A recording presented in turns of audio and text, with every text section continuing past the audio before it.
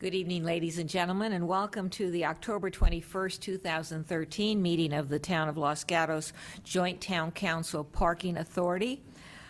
First of all, I will ask all of you here in the audience to place your smartphones on silent or vibrate. And secondly, if you intend to speak to us this evening on any matter, including verbal communications, fill out one of these buff cards and hand it to the clerk over to my left. And I will ask the clerk now to do the roll call. Thank you and good evening. Councilmember Joe Przynski. Here. Councilmember Marcia Jensen. Here. Councilmember Diane McNutt. Here. Vice Mayor Steve Leonardis. Here. Mayor and Chair Barbara Spector. Here. As you know, when we do the Pledge of Allegiance here in our chambers for the town council meetings, we have a stellar student join us to lead that flag salute. Today, that person is Sonali Ranavira. And Sonali, if you'll please come and join me up here.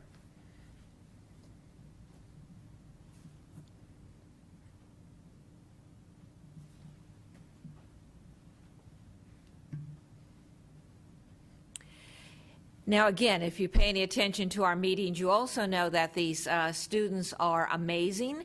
And as I tell you about Sonali, you will learn that she is absolutely amazing.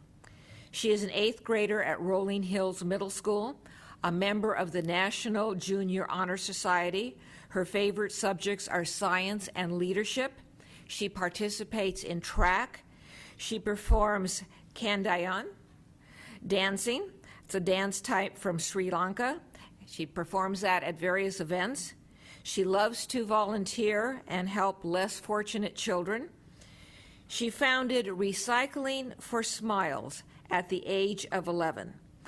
And you can go and see that at facebook.com/recyclingforsmiles, which collects CRV recyclables from friends, neighbors, and businesses to help less fortunate children in the world. Since March of 2012, she has raised over $12,000 by recycling over 18,000 pounds of aluminum, plastic, and glass. Thus far, Sonali has donated $7,000 to Smile Train to help pay for 28 cleft lip surgeries for children from third world countries. Lately, she has donated money to numerous other causes to help children. Currently, with the help of her older brother, Mano, she is raising money for dental care for kids in Sri Lanka.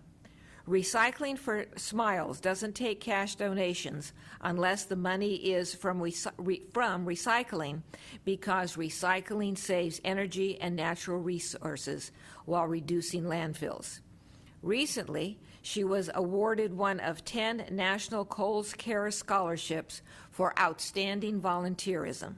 Sonali and Mano also received the first annual Charlotte Bacon Act of Kindness Award that's named for one of the little girls who was killed at Sandy Hook Elementary.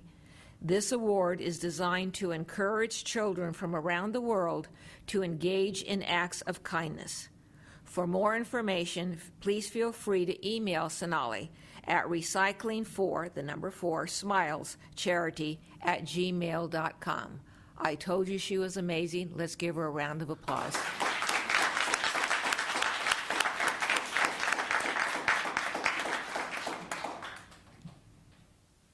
If you'll please stand for the pledge.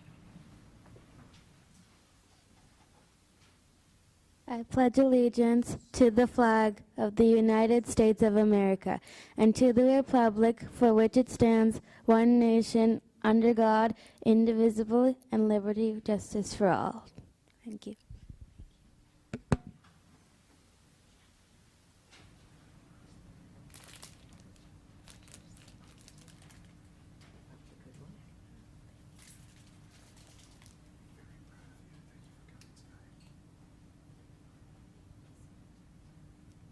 Let's give her another round of applause.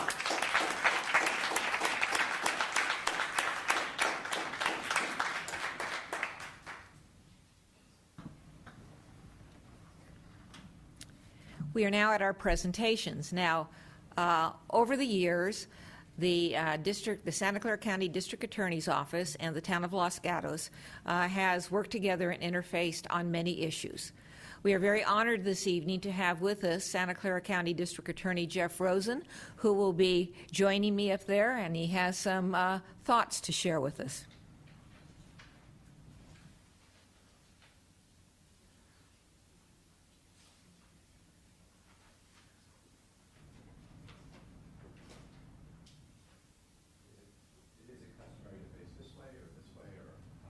It's customary to face this way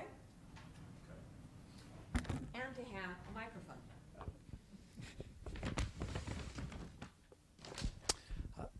Thank you very much for allowing me to come and speak with you tonight, Mayor Spector, and it's nice to see all the council members here as well from Los Gatos. The mission of the District Attorney's Office, of course, is to aggressively pursue justice in a way that's fair and treats everyone equally and with respect. There are two primary ways that we fight crime in our county. One way that we hear of a lot is through what I would call hard power. Hard power is arresting and prosecuting and putting bad people and bad guys in jail and in prison, and that's one way that we protect the community, working very closely with all the police departments in our county, including your own. A second way that we in law enforcement fight crime is through soft power.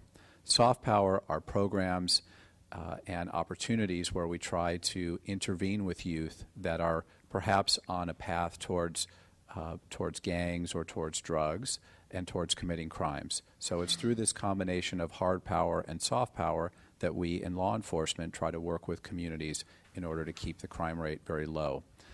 It's been my pleasure to work with the city of Los Gatos in both of these areas, in hard power and soft power.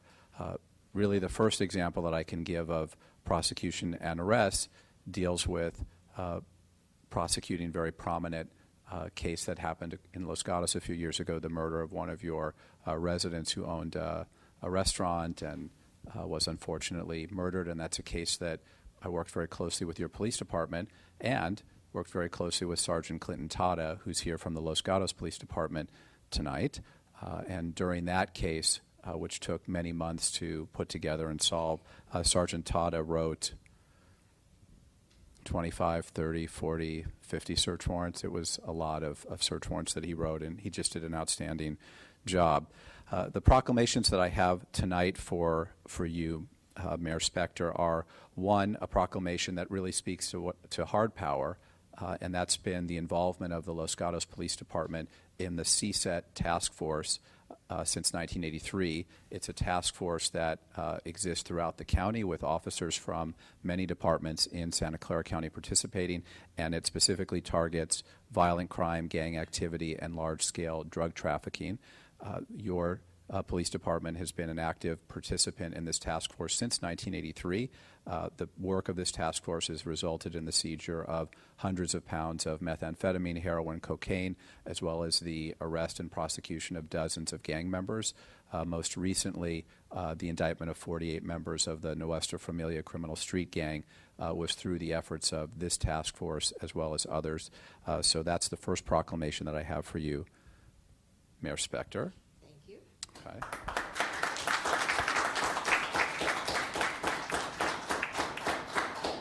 And the second proclamation deals with soft power and the programs that we have in law enforcement and the district attorney's office to try to keep young people from becoming involved in gangs and a life of crime to begin with. So there's a program that we run from the district attorney's office that we work with your town, the city of Los Gatos, and it's called the Parent Project. Since the Parent Project was instituted in our county, more than 2,000 parents have gone through this program, many from the city of Los Gatos. Parents are referred to this program from our juvenile court, from schools, from their churches and synagogues or mosques, and it's really a program that helps strengthen the communication between parents and children, particularly when teenagers, and I see there's a few teenagers here tonight, perhaps begin towards a path that's not the one that their parents have set out for them. So this is a program that is really trying to strengthen the family, really the strongest and most important unit in our society, and many parents have gone through this, and it's helped strengthen many families and prevent many young people from becoming involved in crime and instead continuing on a productive path. So thank you very much for participating in this program with us, Mayor Spector, and I have this for you as well.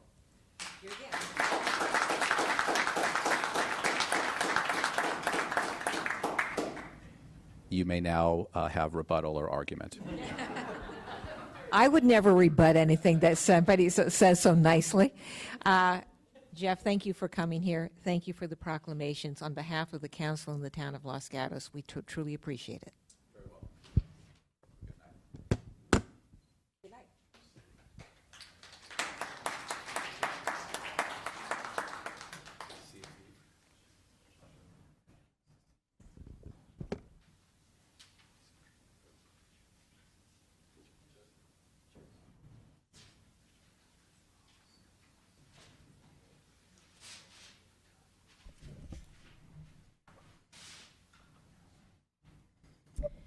Now, I do understand that Mr. Rosen has a lot of commitments this evening, and so if you don't stay with us through the entire meeting, I do understand. We did have a closed session this evening, and so Ms. Propp, do we have a closed session report? Thank you, Mayor, council members, members of the public. The council met in closed session as duly noticed on the agenda that was posted. They took no action, and there's no report out. Thank you very much. Now we have council town manager reports, starting with council matters. Anything that anybody from the council wants to report out? Vice Mayor? Thank you, Mayor Spector. I attended 2 meetings since our last council meeting on behalf of the council and the town, and one was the Housing and Community Development Advisory Committee, and the other was the West Valley Sanitation District, and I have nothing to report. Thank you. Anyone else? All right. I attended the last North 40 Advisory Committee meeting, and we completed our work of passing the draft plan on to the Planning Commission after a draft environmental impact report has been completed. Been working on that committee with Mr. Bourgeois, who I see in the audience, and Mr. Brzezinski, who I see up here at the dais. Thank you both very much. Manager matters. Madam Mayor, members of the council, only one item tonight, and this Saturday is one of our periodic drop-offs from 10 a.m. to 2 p.m. at the Parks and Public Works Department at 41 Miles Avenue for not only unused prescription drugs, but also batteries, thermometers, and selected other hazardous materials. And it's something we do periodically to protect our landfills, water streams, and supply. So that concludes staff report tonight. Thank you. We're now on consent calendar items. All of the items on the consent calendar will be approved in one motion unless somebody from the council or the community or the audience removes an item from the consent calendar. Looking first to the council. Seeing no one, does anyone from the audience wish to pull an item from our consent calendar? Seeing no one that coming forward, I will look to the council for a motion. Mr. Brzezinski. Move to approve the consent calendar.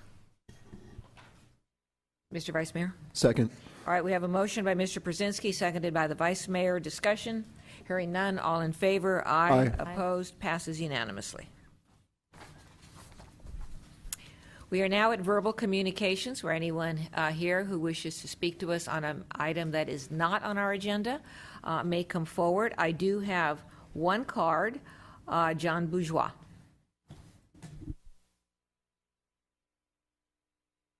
Good evening, Mayor, council members. John Bourgeois, 420 Alberta Way. Just a quick announcement tonight. I've spent the past, I'd say, year and a half or so on an advisory committee to the Mid-Peninsula Regional Open Space District as they've been going through a revisioning process. They've been reprioritizing their goals and objectives, and I was part of that committee that helped shape that.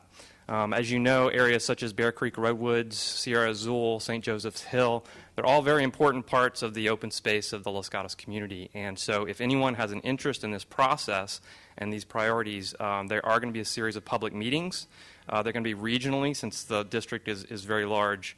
The one in this area is actually next Monday, so a week from today, Monday night from 6 to 9 p.m. at West Valley College. And you can find out more information at openspace.org. So thank you very much, and I encourage anyone that is interested in open space in Los Gatos to attend and have their voices heard. Thank you. Anyone else wishing to address us under verbal communications? Seeing no one coming forward, we will now go to other business, which is agenda item 4, entitled An Information Report, Potential Amendments to Town Policies Regarding Community Benefits. And I do understand that Sandy Bailey will be making the presentation on behalf of staff.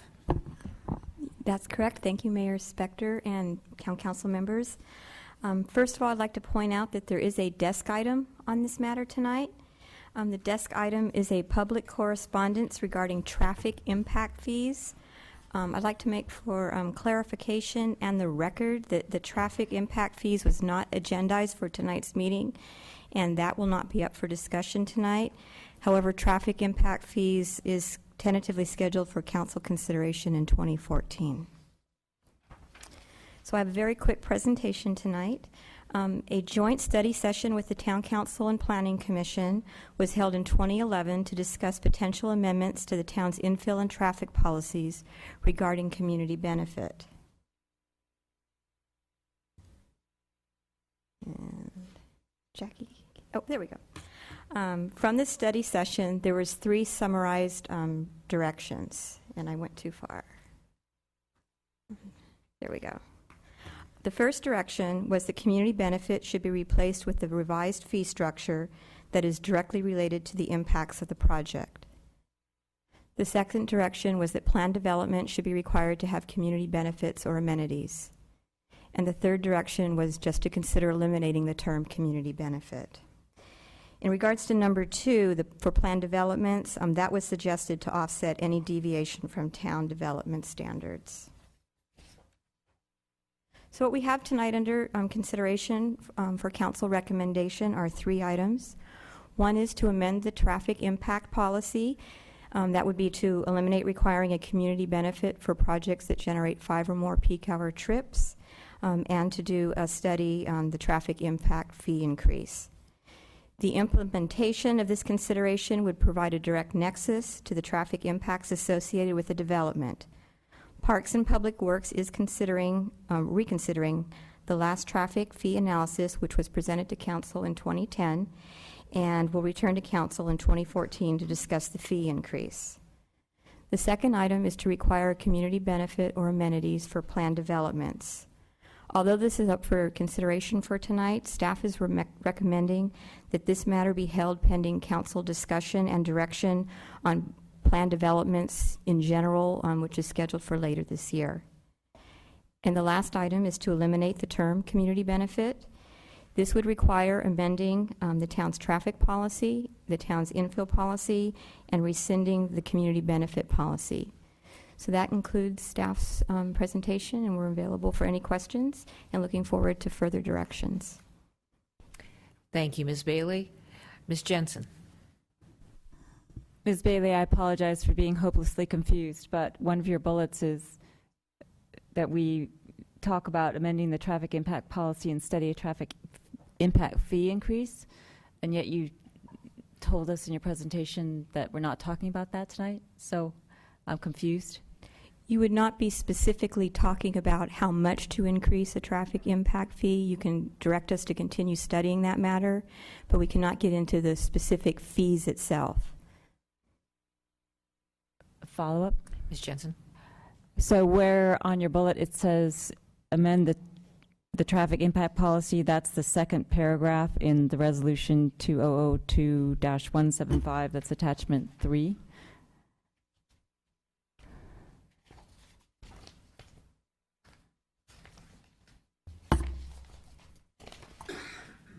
Or is that something different? Attachment 3 is the community benefit policy. Are you talking about the traffic impact Well, I'm trying to policy? figure out, yes, what it is, That would be attachment 1.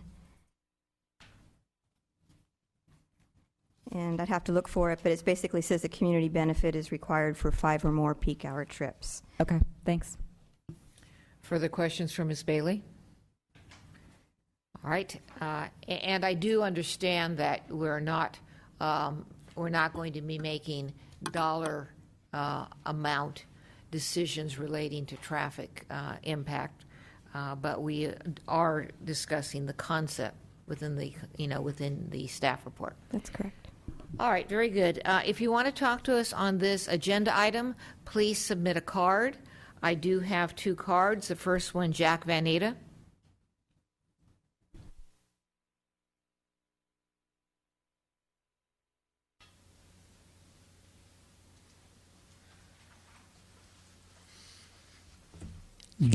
Jack Van Naden, 165 Euclid Avenue.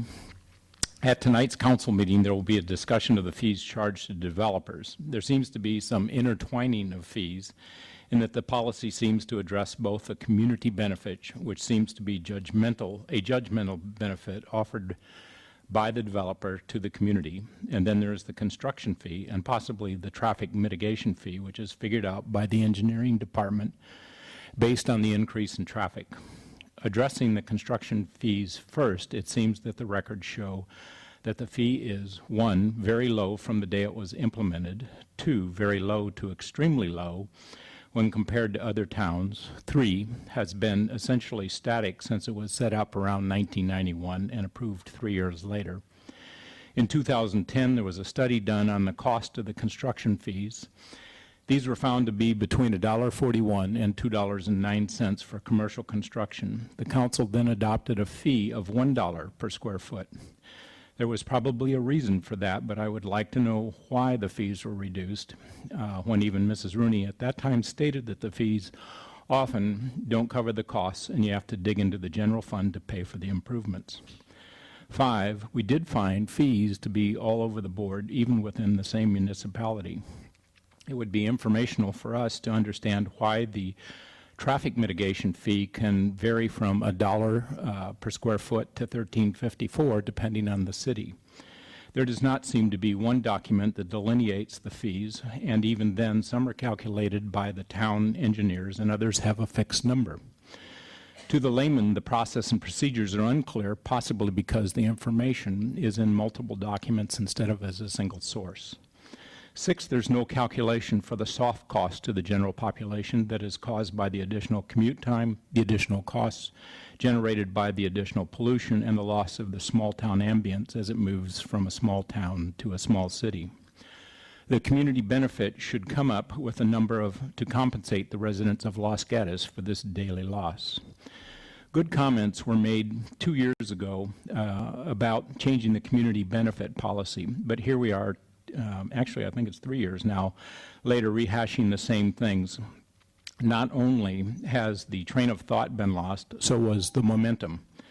What was the cost to the town for the staff to go back and recreate the whole discussion on the community benefit? The decision on this has dragged out much too long. There are some of the fee here are some of the fee discrepancies that make me think our fees are much too low. San Jose, $13.54 a square foot. Sunnyvale south of 237, $198. North of 237, $455. Back in 2005, San Francisco was over $10 a square foot, Gilroy over $20, and Fremont over $250. Thank you. Any questions for Mr. Van Naden? I do. I just wanted to understand what you were saying. You started out talking generally about a construction fee, which you distinguished from a traffic mitigation fee. Is that correct? Yes.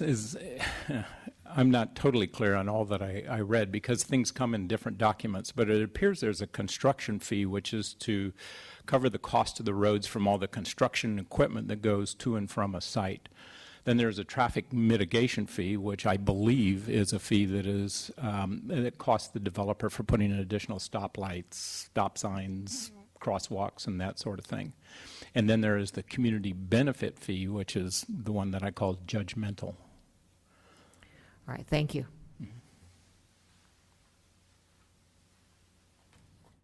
All right, the only other card I have, because no one has submitted one, is Jeff Lockridge.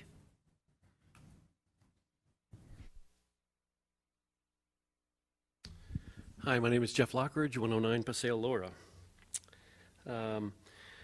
I think that the term community benefit should be eliminated since it's full of potential problems, being that it's a required gift from the developer, which seems a little odd to me.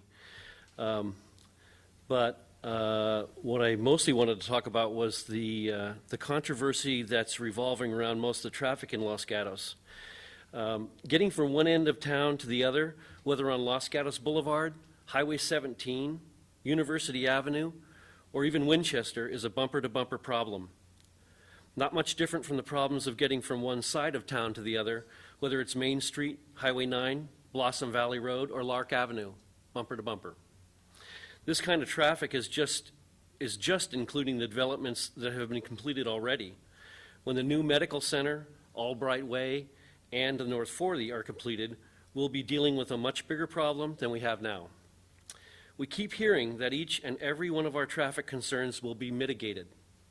But this mitigation costs money. Mitigation that will not happen without money. So if the town can't afford to improve an intersection here or there, or synchronize a series of traffic lights, it's because we don't have any money for it. And we have no real policy regarding what developers should be paying for those same traffic improvements. Nearby towns and cities are charging developers more than 10 times what Los Gatos charges.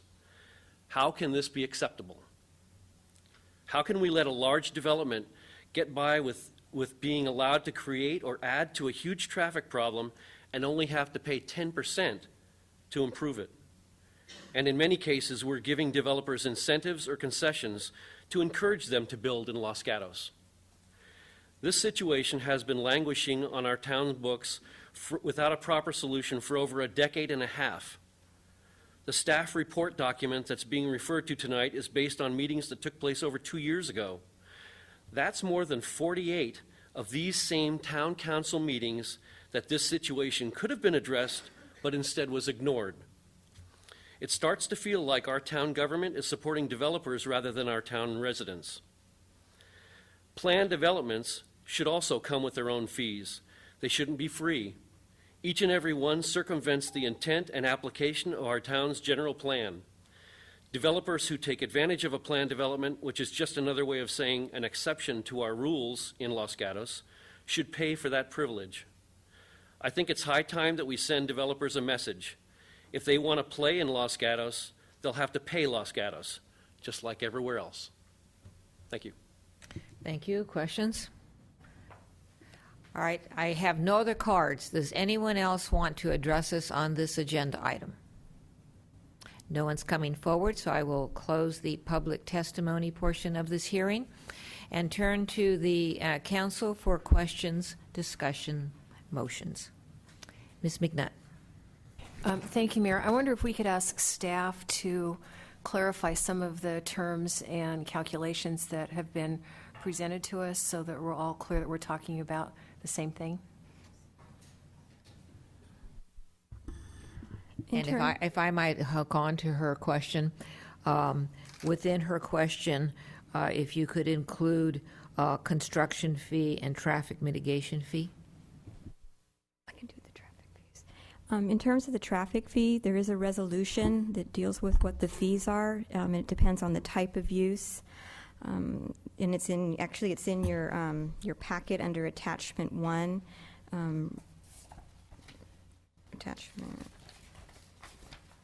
Attachment 1 of attachment 1. But it deals with, again, there's several different fees, but in terms of, for residential uses, it's $600 per average daily trips. For medical office buildings, it's $600 per average daily trip. That's for the first 10 trips, and then it's $120 per average daily trip thereafter. And that's a similar fee for office uses and other types of uses. There's also capacity improvements that are required, depending on how many trips are generated for a project, and those are for street improvements. They can either pay a proportion share of that improvement, or the developer can actually construct it. They have that option to do that. And again, that depends on what the intersection is or the roadway improvement is to determine the developer's fair share. There's also, I'm not sure if this was part of the discussion, but there's also a hauling fee as part of the building permit process, and that's to mitigate for trucks that impact the roadways, to make sure there's a fee to do the loads of the materials. That's to help upgrade the road systems. Is there anything? Yes. Some questions were raised about the array of municipal fees. Most town fees are cataloged and presented to council through a public hearing process in April of every year. That's when the cost of living increase is applied to those fees that are allowed to have cost of living increases, such as many of our building and planning fees. There are then also fees such as the traffic impact or traffic mitigation fee, as well as one that was referenced tonight as a construction fee, but the council may recall it as a construction impact fee that was adopted by council a few years ago, that have been established by separate council action. I will ask staff to review, and even if for those fees that are separately established, I believe it would be helpful for the council and community to annually catalog them in the annual fee report, if we're not doing that already. I actually am surprised or not, but I don't have the fee in front of me, the fee report, so I will make sure on a go-forward basis we do annually catalog all those fees in that annual document, even if there's no change recommended, just for ease of community access. And those tend to be adopted town-wide and then applied to projects. There are then a series of fees and charges that are applied to individual projects as they come forward, as Ms. Bailey just referenced, to deal with impact or improvements directly associated with that project. There then is the third category, which is the subject of tonight's discussion, which has been the community benefit definition previously used under a traffic policy previously adopted by council when there's more than 5 vehicle trips that the developer applicant would propose and volunteer a quote-unquote community benefit to the town. Based on your prior direction, that's the area we're trying to clean up. And I think the compilation of your prior direction to staff and what's being brought forward to this newly constituted council is to continue down the path of amending the traffic impact policy so that it is in alignment with the new traffic fee study we'll be bringing back to you in 2014, and that becomes the primary mechanism for traffic improvement funding. The concept of community benefit, or as we're recommending it be recast, is for amenities. What also came from prior council and planning commission discussion and direction would be for potentially planned developments, and that will be part of your discussion in November. And then clearly, community benefit has been an ambiguous term used with capital C, capital B, and small c, small b in many different ways, and we're trying to proceed down your prior direction of reducing, if not eliminating, the use of that phraseology because it can be so ambiguous. I think we've tried to address all the sorts of fees that were drawn up by the public. Ms. McNutt, did that answer your question? Other questions? Ms. Jensen. Actually raised a question for me because I thought I knew what the fees were, and I must say I'm with Mr. Van Natta that if I don't have a single document, there's no way I could figure out for a proposed development, for example, what fees are going to apply. There could be individual fees, as you point out. There could be a form of construction fee. There could be a traffic impact fee. There could be a traffic mitigation fee. So how would you talked about cataloging things in one place? How would you propose doing that? Or should we just have a fee schedule for developments that's not necessarily in a policy or it's referred to in some policy. And I believe we already have that fee schedule that comes to the council as part of a public hearing process every April. And what I will check with staff on is whether there are some of these fees that don't annually change that are not cataloged. But I would believe 95% of all town fees are annually cataloged already in that annual document, from park reservation to building permits to the construction impact fee. And what I want to go back is check the traffic impact and mitigation fee. What won't be cataloged in there, however, are the individual project improvements that, for example, come out as mitigations of an environmental review document. Those are costs and charges and improvements that are applied to a specific development based on their mitigations. They can't be pre-established in an annual FIA document. Those are part of the approval process for the individual projects. Further questions, Ms. Jensen? Just to follow up, I understand that as a member of the council, I can look at an annual fee schedule, and theoretically as a resident, maybe I could. But if I'm a resident, how am I going to figure out the fees that are being paid on a particular project or a particular event? I'm not going to be attending the annual budget meeting or reviewing the fee schedule, so how am I going to figure that out? The conditions of approval identify what the fees are, and there's for the traffic fee, there's a disclaimer with that condition that it's the fee that's applicable at the time the project is constructed. And then for building permits, that's public record, someone could look at the fees that's applied for building permits regarding the off-haul fee. And that's what the fee schedule is available online. It's on the town website. And we just pulled up the 2013-14 fee schedule that's in effect this year. And then there's the individual building permits, which shows how those fees have been applied to individual projects as they come through the process. Ms. Jensen? One more, I promise. So what you've told me is how I can get the information after the fact. What if I'm considering a project coming forward and I want to challenge the fees or I want to question the fees? How do I do that?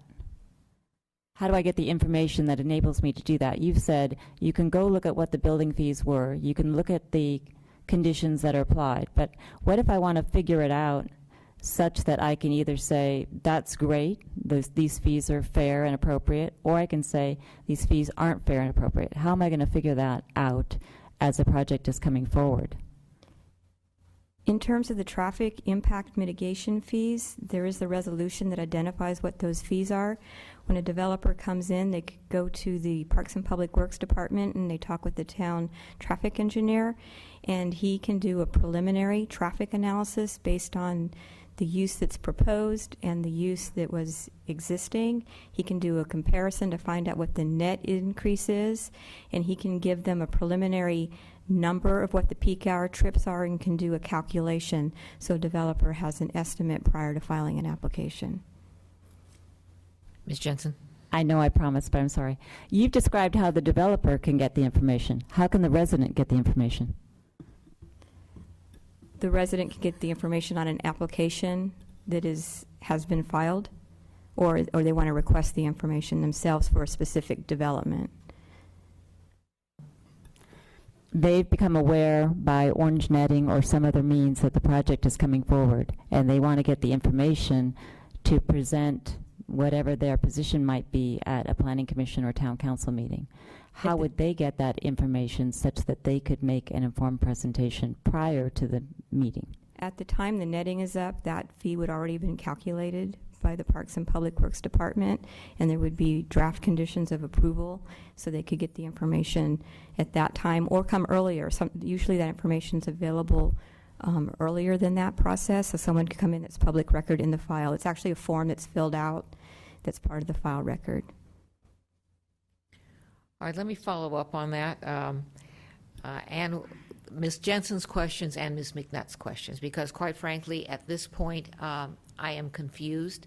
I do understand that what staff is saying, that we are discussing community benefit. this evening, but I also understand that the traffic study impact fee is a part of that. You can't separate them out. So if there's a proposed development, what you're saying is that the proposed developer can meet with Parks and Public Works to determine what the increased traffic will be, and then determine what the increased peak hour trips will be, and then determine what the traffic impact or mitigation fee will be. And quite frankly, I don't know if there's a difference between traffic impact and traffic mitigation or not. I'm assuming that the building department is looking at the number of trips and multiplying it by some number. I'm assuming it's a dollar number. Are my assumptions correct? And what is that dollar number, and where do we find it? The dollar number is in attachment. Let's see, attachment 1, I think of attachment 1. Let's see. So attachment 1 of attachment 1, and it's a couple pages in. It's Resolution 1994-55. So it's 1, 2. It's about 6 pages in, going front and back. A, B, and C talk about the cost for traffic impact fees regarding peak hour average daily trips. And so would this number then be different from a construction fee, and is a construction fee based upon the square footage of the proposed development? I'm going to go to the construction fee regarding capacity, the street intersection improvements. So no, that would not be part of this. That would be something that the Parks and Public Works Department would analyze to determine what intersection or street improvements are in the area of the project. And they would do a study to determine what the proportionate share is. So that would not be part. That's not documented anywhere, where it's a case-by-case basis depending on where the application is located. Ms. McNutt. Thank you, Mayor. Well, like you, I was getting confused, and I'm still somewhere there. So a couple of things. First of all, I don't think we should use the term construction fee because I think it's very confusing. It starts getting mixed in with building fees and so on. So if we're only going to talk right now about traffic, as I understand it, so I'm going to restate and you tell me if I'm close to being. So there are two types. There is one that is a standardized formula that we have in a resolution and that is applied in every situation. And then we have one that's customized for larger, more complex projects that have an EIR and or some evidence of needing mitigation beyond just the normal formula over here on my left hand. So in terms of the public having that information, we'll do my left hand first. If it's the standardized formula, I'm not sure what they can argue about, because you can't change a standardized formula because you don't like what the resulting calculation is. You could argue about the number of cars, that is one of the elements of that calculation, but not about the formula itself. On my right hand, when we're talking about the customized, then that seems to me that's part of the whole discussion that usually comes up in a plan development application, and so that's part of the staff report and the whole application package. So I'm not exactly sure what residents are trying to get at in advance. But putting that aside, did I just explain the two different types and that are out there, customized and standardized formula? Yes, you did. You got it right. Okay.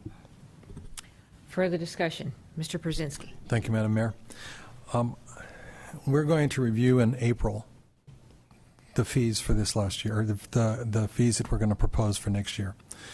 I would recommend that given the fact that this has been an issue that some of our members of the public have been concerned about, that we highlight this and we be really concrete and specific in noting what part of our fee structure relates to the traffic impact fees or to anything relative to our discussion tonight. Because my recollection of our annual review, everything is kind of inserted randomly throughout our document. I know it's not random, but for purposes of awareness, it doesn't reach a highlighted component that allows the council to do a more thorough evaluation. That's one question I would like you to consider.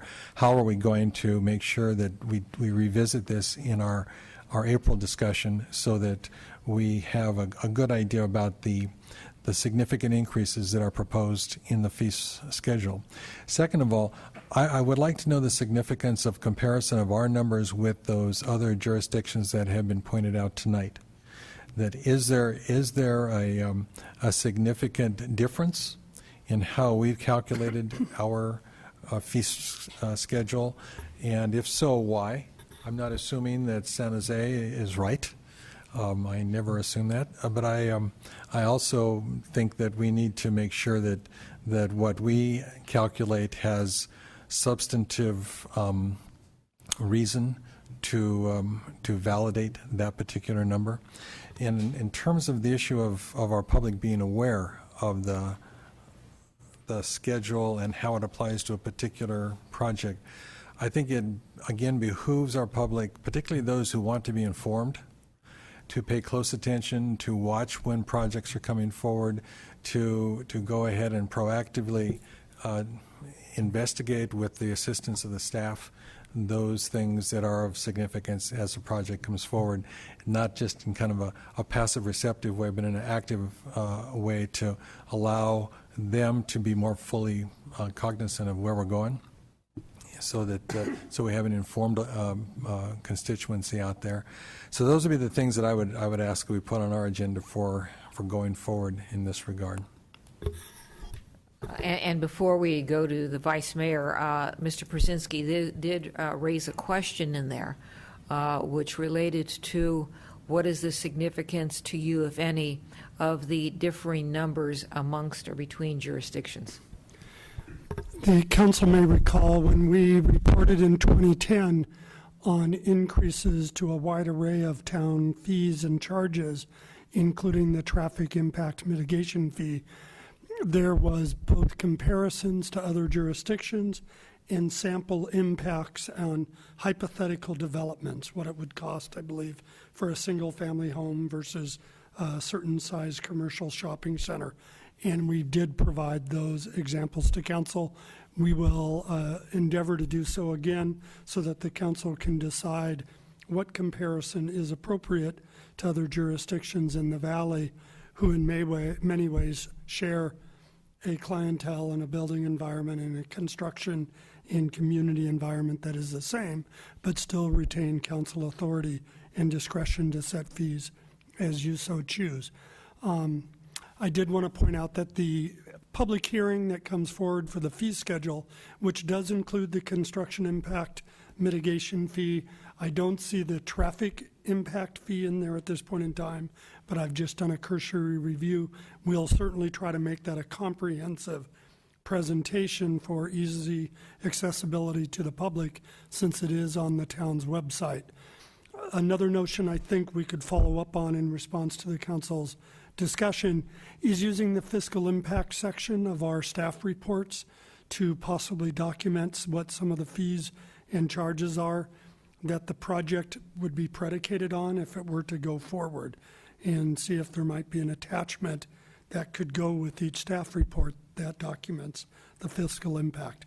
We'll have to see the workload impact, but we can certainly report back to that to you when we come back with the traffic impact fee study, which will likely be a separate council study session prior to the April hearing, because as the council learned in 2010, those fee increases that were being proposed by staff were significant, and there were concerns and questions raised regarding those, and we'll want to allow ample time for that discussion.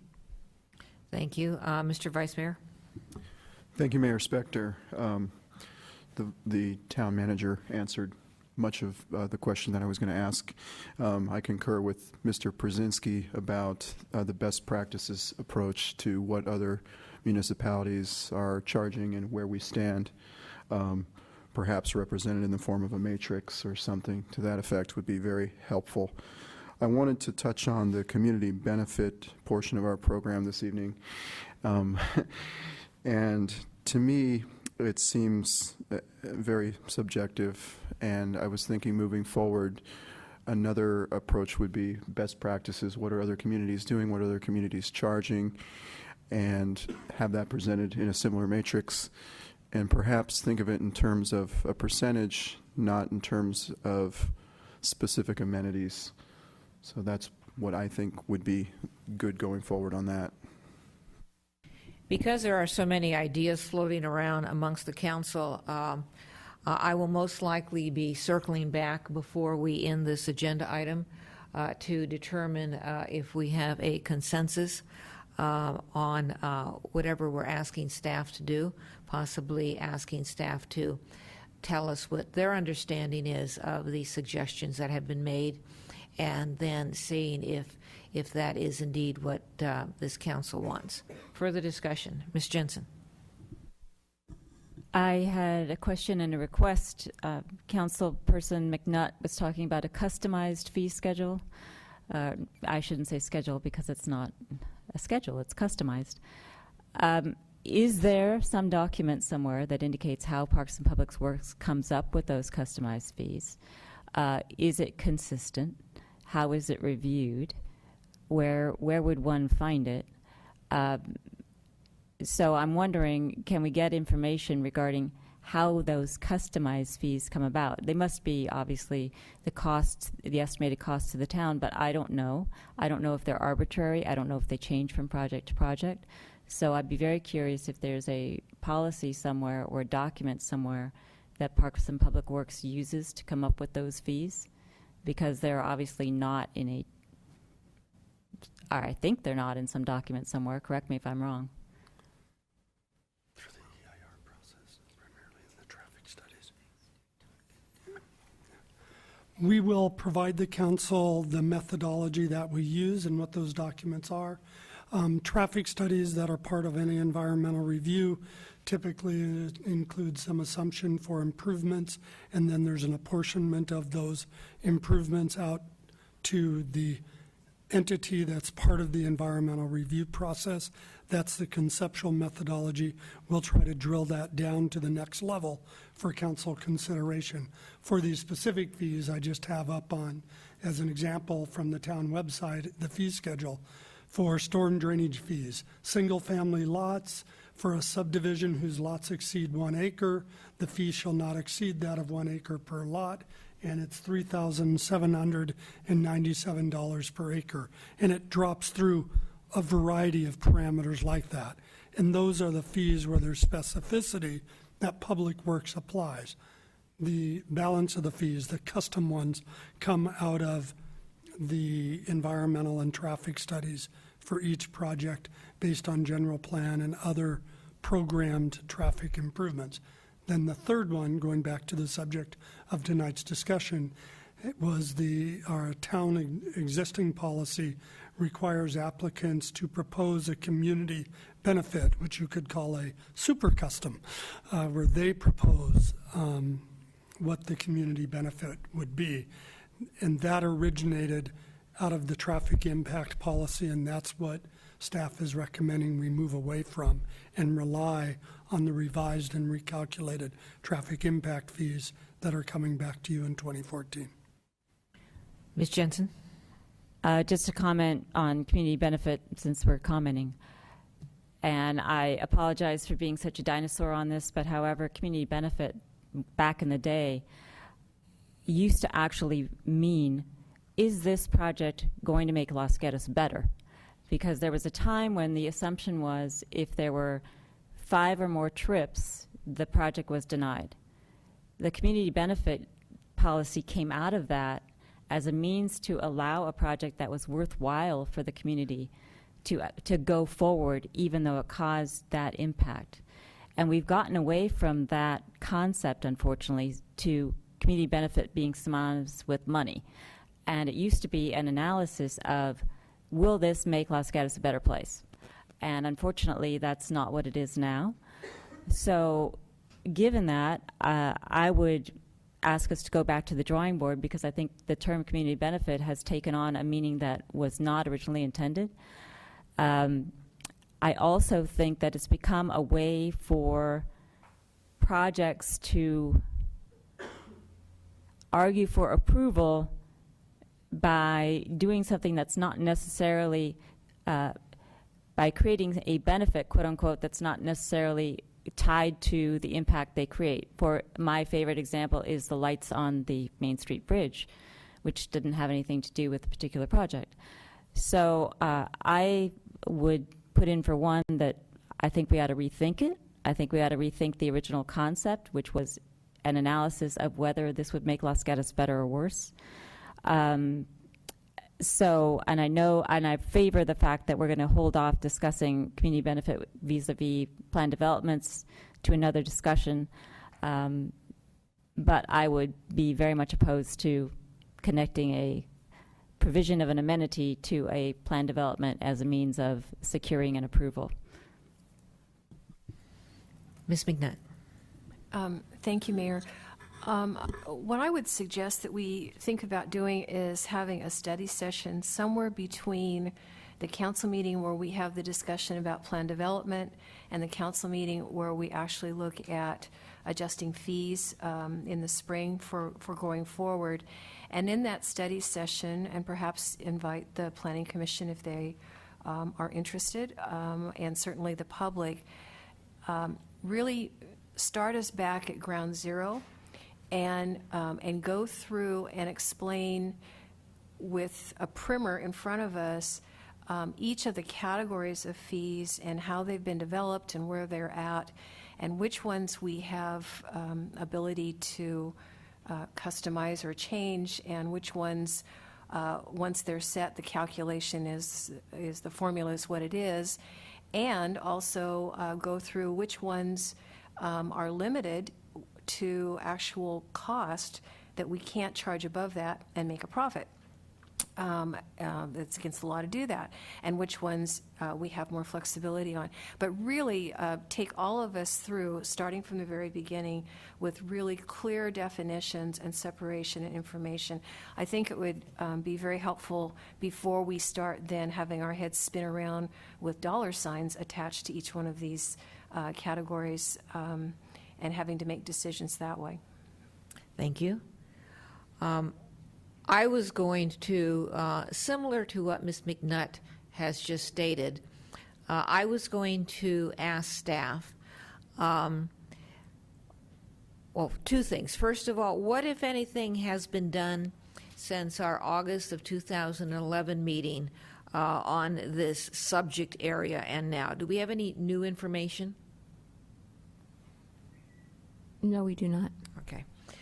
Then the other question is it possible for staff to provide the council with a memo, a report, a writing that outlines the various expenses associated with a development?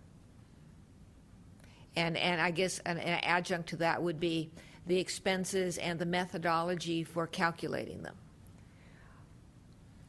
Yes, we could do that. Is this something that would require us to wait until a future study session in the months ahead, or is that something that we could get more quickly sometime this year, just sent to us as an informational item? What would you suggest? I think what we can do easily is just send the fee schedule plus any fees that may be missing that are applied broadly and send that to council. And we can take some recent projects over the last year that show how those have been applied, and just to make it tangible examples rather than just theoretic numbers of $3,797 per acre for a stormwater fee, but to apply that to make it real in a couple example cases. How long would it take for staff to prepare such a document?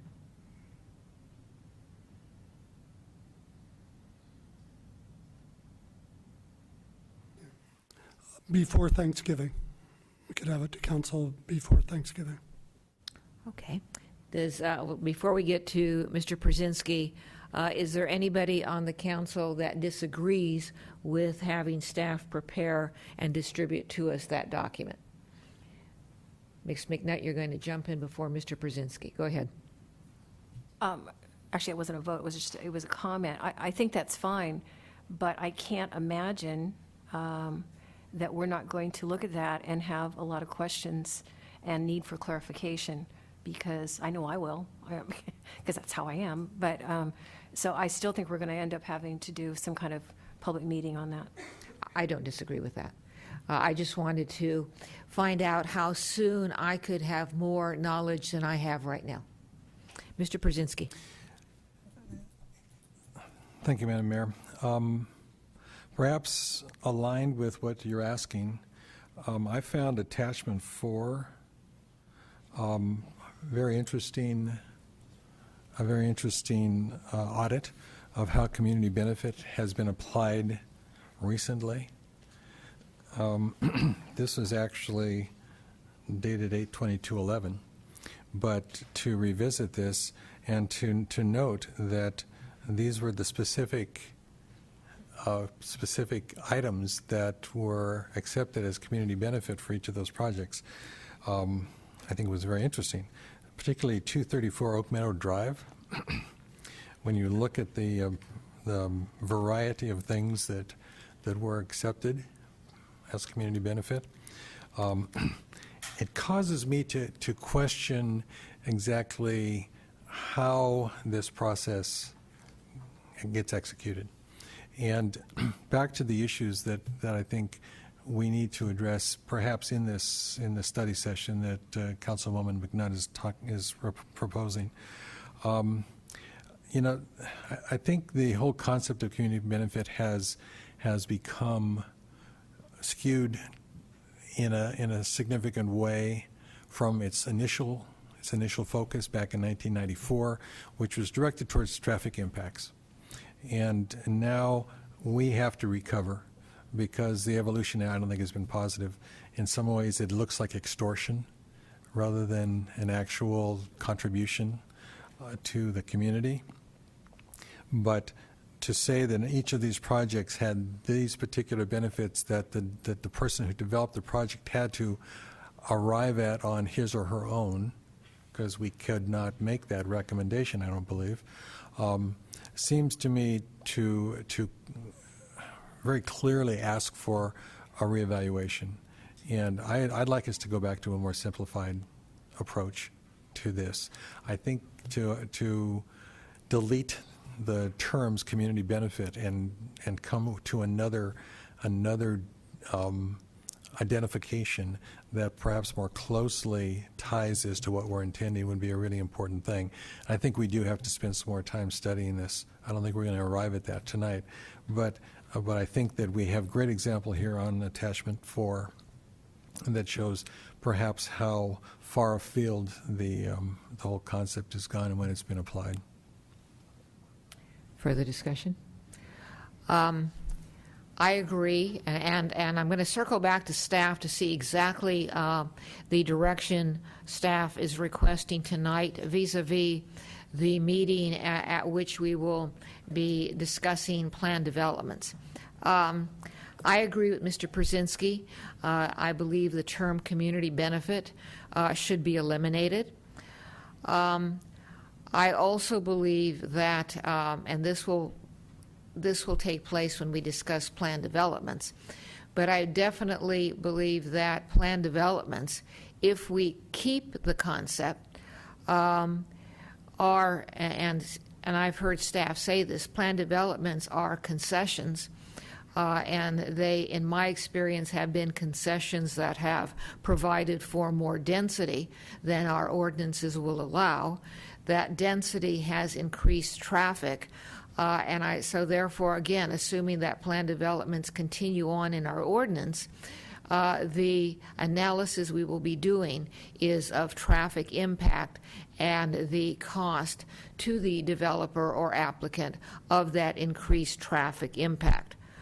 I did have one question of staff. In the report and in other reports with which I've dealt, there's the term infill has been used. I think I know what we're talking about, but just so we're all on the same page, when you use the term infill, what do you mean? That's a good question. It's a very good question. Infill is when there's a parcel that is underutilized. And that's getting more and more difficult because we're running out of those types of sites. As an example, Ditto's Lane may have been an infill project. That is something that I think we need to revisit because amongst ourselves we have to analyze when we get a parcel in, does it classify as an infill project or not? So I think when we come back to you, we can clarify that more. Thank you. Let me follow up then. Let's say we have a parcel that under our zoning ordinances, current zoning ordinances, allows for 10 homes. A plan development is proposed. With the concessions requested, it would have 12 homes. Would we then consider that an infill project because it may potentially allow for additional homes? No, that wouldn't be considered an infill project. And just for clarification, plan developments do not allow a density to be increased. So densities are not allowed to be increased, but intensity could be. So floor area ratios, lot coverage, things like that. That is permitted under a plan development process. Thank you. Further questions of staff? If I would please ask staff to tell us what you understand, the direction you have received this evening. I will ask the council to pay attention, and if you don't agree with what staff has said, please let me know. First, for information purposes, by Thanksgiving, staff will provide council and make publicly available our current fee schedule updated to include any missing recurring fees, as well as examples of how that has been applied in the last year on some exemplar projects to make that real. We will, second through the statement just made, look at a process, possibly the study session, to clarify infill, as well as a comprehensive presentation of what types of fees or community benefit are charged or requested under current policies. And I would support the notion of pulling that into a study session discussion.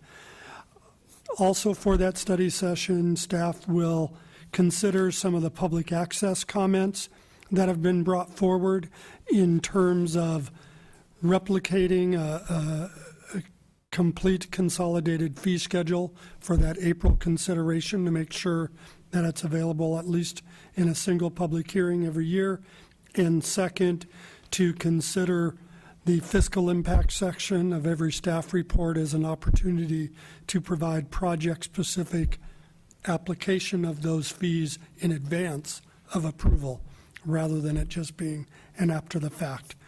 Last would be to, when we bring the fee study forward, which is an update of the 2010, to ensure that we're including a matrix both for comparison purposes with other jurisdictions, as well as what that might mean in reality to standardized developments, so we can see the impact on both sides, and to try to bring that all back forward for a study session, I would think, by March, if it's to impact next year's fees.